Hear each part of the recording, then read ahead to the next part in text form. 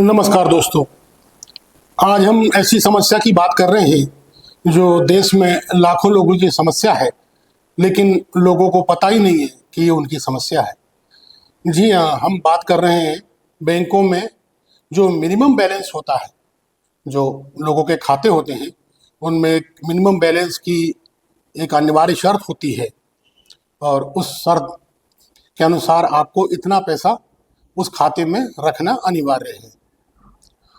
लेकिन देखा जा रहा है वर्तमान में कुछ सालों से कि जो बैंकों में मिनिमम बैलेंस होता है लोगों के खातों में, वो पता ही नहीं होता और वो बैंक अपना काम करता रहता है। मसलन बैंकों के 4 क्वार्टर होते हैं, यानी कि 3 माह का एक तिमाही होती है, और इसी तरह पूरे वर्ष में 12 महीने की 4 तिमाहियाँ होती हैं, और उसमें बैंक जो है आपके मिनिमम बैलेंस का आकलन करता है और आपके खाते से पैसे काट लेता है। मसलन अगर आप बैंक में आपका पैसा है और मिनिमम बैलेंस से एक दिन भी उन 3 महीनों के बीच में वो कम हुआ, भले ही वो 1 रुपये कम हुआ हो, तो अगला क्वार्टर जब आता है तो उसमें से वो मिनिमम बैलेंस आपका काट लेते हैं। इसी तरह इंसान के साथ कई बार ऐसा होता है, जो जिनका बैंकों में खाता है, कि कुछ दिनों के लिए या कुछ समय के लिए या 1-2 दिन के लिए भी अगर कुछ पैसे कम पड़ते हैं तो उन्हें मिनिमम बैलेंस का जो दंड है वो भुगतना पड़ता है।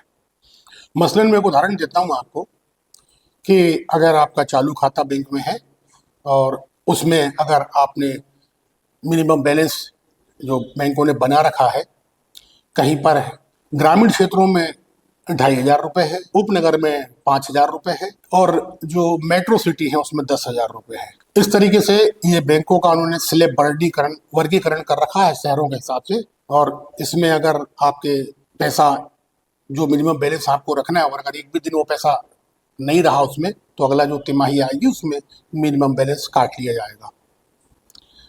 अब बैंकों ने जो वर्तमान में शहरों का वर्गीकरण किया है, मसलन हम बात करें मेट्रो सिटीज़ की, तो वर्तमान में बैंकों ने जो मेट्रो सिटी नहीं है उनके आधार पर भी मिनिमम बैलेंस का निर्धारण कर दिया खातों के लिए। जैसे आप एक उदाहरण देता हूँ मैं आपको भोपाल का।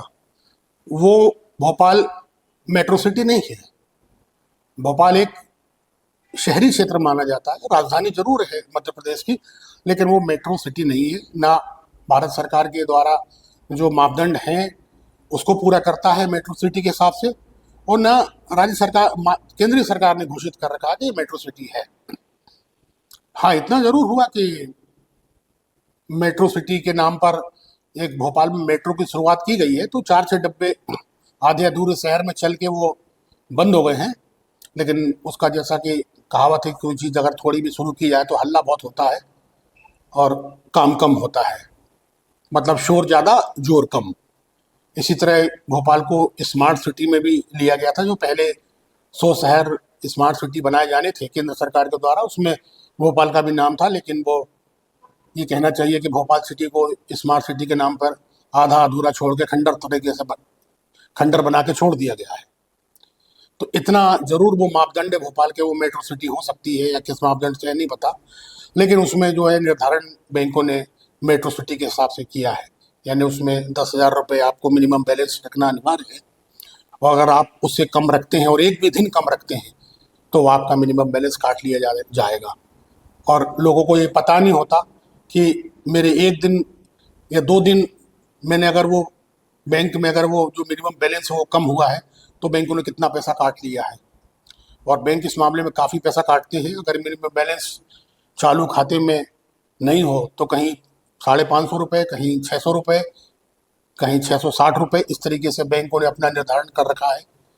और अगर लोगों के साथ 3-4 बार 5 बार ऐसा हुआ साल के अंदर, तो उनका काफ़ी पैसा कट जाता है बैंक से, और लोगों को पता ही नहीं रहता कि उनका कितना पैसा मिनिमम बैलेंस के नाम पर बैंकों द्वारा काट लिया गया है। यही हाल बचत खाते की भी है, और जो बचत खाते में मिनिमम बैलेंस का निर्धारण है उस आधार पर भी बैंक तिमाही के आधार पर उस पेनल्टी को या उस दंड को काटता है, और लोगों को पता ही नहीं होता। कई बार तो ये होता है कि जो उनके पास मिनिमम बैलेंस होता है और 1-8 रुपये कम हुआ, जब बैंक जाते हैं वहाँ पर तो पता चलता है कि उनके पास बैंक बैलेंस तो छोड़िए, उनके पास माइनस हो गया उनका जो खाता है। तो इस तरीके से ये बैंकों का जो काम करने का जो नज़रिया है, जो उन्होंने नीति निर्देशक बना रखे हैं, जो शर्तें बना रखी हैं, ये जो गरीब तबके के लोग हैं या जो मुफलिसी में रहते हैं और कई बार ऐसी दिक्कतें आती हैं उनके साथ, तो उसका भरपूर फायदा उठा रहा है। और इस तरीके से देश के लाखों लोगों के साथ ऐसा निरंतर हो रहा है और लगातार हो रहा है, और लोगों को पता ही नहीं है कि उनके साथ क्या हो रहा है। और बैंकों के पास करोड़ों रुपए की, हजारों करोड़ रुपए की जो पूंजी है वो इससे जमा हो रही है। ये जनता के खून पसीने का पैसा है और बहुत मेहनत का पैसा है। अगर वो मुफलिसी में आदमी ना हो तभी उसके पास मिनिमम बैलेंस होता है, जब वो मुफलिसी में होता है, परेशानी में होता है। और परेशानी में और परेशानी हमारे बैंक बढ़ा रहे हैं, ये बिल्कुल भी ठीक बात नहीं है। जो भी नियम हो, लेकिन नियम बहुत सख्त हैं, और सरकार को चाहिए और रिजर्व बैंक को चाहिए कि ऐसी नीति बनाए कि जो मिनिमम बैलेंस का उसने निर्धारण कर रखा है और जो शहरों का निर्धारण कर रखा है उसे स्पष्टता के साथ बताए और लागू करे। और जनता को ये पता होना चाहिए कि जो नीति है, निर्देशक हैं, वो बैंकों के बाहर लिखे होने चाहिए, उनके बोर्ड लगे होने चाहिए कि अगर आपका मिनिमम बैलेंस ये है और ये अगर ऐसा होता है तो इतने इतने दिन में या इतने इतने शर्तों के कारण, टर्म और कंडीशन के कारण आपका पैसा काटा जाएगा, ताकि लोगों को पता हो। जहाँ तक मिनिमम बैलेंस के बारे में की बात कहूँ तो भारत में बहुत कम लोगों के पास इस बात की जानकारी है। भारत के लोग बिल्कुल भी जागरूक नहीं हैं और इसी का फायदा बैंक उठा रहे हैं और गरीब लोगों की खून पसीने की गाढ़ी कमाई पर हजारों करोड़ रुपए का चूना लगा रहे हैं। तो ये पूरी तरह से गलत बात है। जैसे कहावत है पहले की और आज भी, जो सेठ साहूकार और महाजन होते थे और बिल्कुल चूस लेते थे और आखिरी में जिसको वो ऋण देते थे या कुछ मदद करते थे और बाद में कहते थे कि तुम्हारा तो ब्याज में इतना हो गया कि अब कुछ बचा ही नहीं है, तुम तो और घाटे में आ गए, तुम्हारी पूंजी नहीं बची बल्कि उल्टे आप जो है इतने और ज़्यादा देनदार हो गए हो। तो ये उसी प्रकार का प्रकरण है और बिल्कुल उसी प्रकार का प्रकरण है। और इस ये एक सार्वजनिक उपक्रम जो बैंक हैं सरकार के, भारत सरकार के, उनके द्वारा ऐसा किया जाना किसी भी दशा में बर्दाश्त किए जाने लायक नहीं है। और इसीलिए बैंकों को चाहिए कि वो शीघ्र इस पर अपनी नियम जो है उनके, वो जनता के सामने लाएं और उनमें बदलाव करें, ताकि आम जनता को, गरीब जनता को, जो मुफलिसी में रह रहे हैं, उनको राहत मिले और उन्हें पता चले कि उनके साथ क्या हो रहा है और क्या उनका नुकसान हो रहा है। ये बहुत अनिवार्य है और बहुत आवश्यक है। बात बहुत छोटी है, लेकिन जो मुफलिसी में रहते हैं, जो गरीब हैं, उन्हें बहुत परेशानी का सामना करना पड़ता है। तो इसलिए ये बहुत अनिवार्य हो गया है कि सरकार इस विषय में संज्ञान ले, आरबीआई इस विषय में संज्ञान ले और ऐसा निर्णय ले कि जनता को ये पता हो और जो भी बात हो वो न्याय संगत हो। वर्तमान में मैं दावे से कह सकता हूँ कि जो मिनिमम बैलेंस की जो अवधारणा के जो नियम बने हैं वो न्याय संगत नहीं है और बिल्कुल भी इन्हें ये जो है स्वीकार नहीं है। मैंने जो ये तथ्य रखे हैं ये प्रामाणिकता के आधार पर रखे हैं, तथ्यों के आधार पर रखे हैं और पूरी तरह से प्रामाणिक हैं। धन्यवाद दोस्तों। हमारा प्रोग्राम आपको कैसा लगा?